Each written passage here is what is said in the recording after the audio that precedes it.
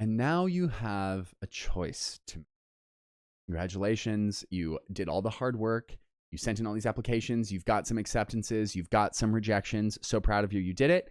Now you've got to play the cards in your hand or figure out which ones are now the most important to you. So especially if you didn't get into your first choice or second choice or whatever choice school, and now you're trying to make a decision among others, this is very important.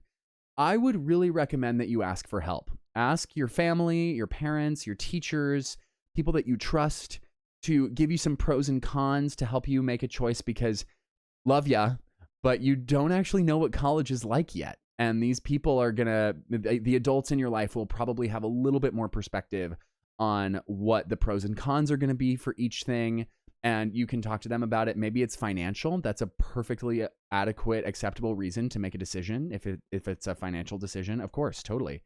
If it's an education decision, if it's I'd rather be near the mountains or near the beach or something, that's a great choice to have to make, right? Like, oh no, I better pick one. Like, that's great. So weigh all your pros and cons. If you want to, we call this a cost benefit analysis. Okay.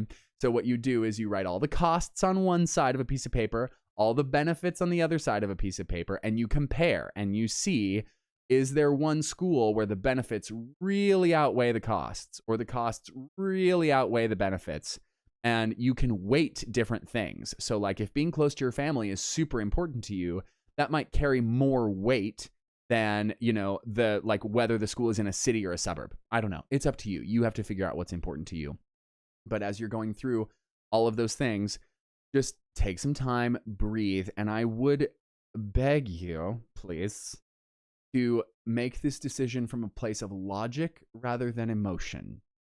So emotions are wonderful. We need them, but they can often lead us to make decisions that might not be the most logical or the best for us in the long term. And I will say this because it's happened.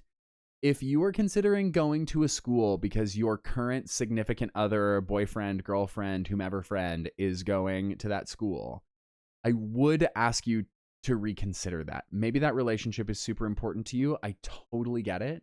But I really want you to think hard about the education and the trajectory of your career, your life, other things that are going to happen. And I have had students go to the same school as their SO and they wind up married. Okay. It's totally a thing. I just want you to understand that sometimes that decision can feel really intense because it's very emotional and based on emotion rather. So just keep that in mind, something to think about, and make your list, see what you think, and don't ignore your intuition. If you've got intuition about a place, listen to that. That intuition is really important and can steer you in the right direction or steer you away from something that might be bad if you've got red flags going on. So listen to your intuition and good luck. I'm sure you're going to make a great choice.